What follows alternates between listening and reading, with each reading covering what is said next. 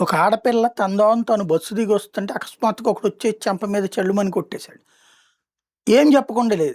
దాంతో అమ్మాయి బెత్తరపోయింది. చుట్టుపక్కలోళ్ళందరూ చూసారు తప్పించి ఏమీ స్పందించలేదు. దాంతో అమ్మాయి ఒక సోషల్ మీడియాలో పోస్ట్ పెట్టడంతో వైరల్ అవ్వడంతో స్వయంగా ముఖ్యమంత్రి చంద్రబాబు స్పందించారు. అక్కడ పోలీసుల్ని ప్రశ్నించారు. పోలీసులు వెంటనే రియాక్ట్ అయ్యారు.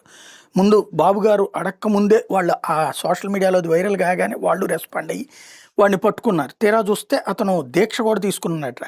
విశాఖ జగదాంబ జంక్షన్లో పట్టపగల బస్తీ నడుచుకుంటూ వెళ్తున్నట్టు మహిళ మీద అకస్మాత్తుగా వ్యక్తి దాడి చేయడం, ఆమె చెంప మీద బలంగా కొట్టడం, అంతేకాకుండా అసభ్య పదజాలంతో తీవ్రంగా దూషించడం, ఏడాది పరిణామానికి హతాశులైన హాహాకారాలు వేసిన స్థానికులు పోలీసులు స్పందించకపోవడంతో తీవ్రంగా కలత చెందింది. శనివారం ఉదయం జరిగిన ఈ ఘటన వివరిస్తూ సోషల్ మీడియాలో బాధితురాలు తన ఆవేదన వెలిబుచ్చింది. పోలీసులు ఫిర్యాదు చేసింది. మధురవాడకు చెందినటువంటి దేవి జగదాంబ జంక్షన్లో బస్సు దిగి నడిచి వెళ్తున్న కనక మహాలక్ష్మి మాలధారంలో ఉన్న ఒక వ్యక్తి అకస్మాత్తుగా వచ్చి ఆమె చెంప మీద గట్టిగా కొట్టడంతో పాటు ఇష్టానుసారంగా బూతులు తిట్టాడు. ఈ దాడికి ఆమె కళ్ళజోడు కింద పడి విరిగిపోయింది. అత్యంత రద్దీగా ఉండే జగదాంబ సెంటర్లో ఈ ఘటన జరిగిన స్థానికులు పోలీసులు స్పందించకపోవడంతో ఆమె తీవ్ర ఆవేదన వ్యక్తం చేస్తూ సోషల్ మీడియాలో పోస్ట్ చేశారు. దిశా పోలీసులకు ఫిర్యాదు చేశారు. బాధితురాలి పోస్ట్ సోషల్ మీడియాలో వైరల్ అయినటువంటి నేపథ్యంలో పోలీసులు స్పందించారు. నిందితుడిని గుర్తించి అరెస్ట్ చేశారు. అయితే నిందితుడు మానసిక రోగట.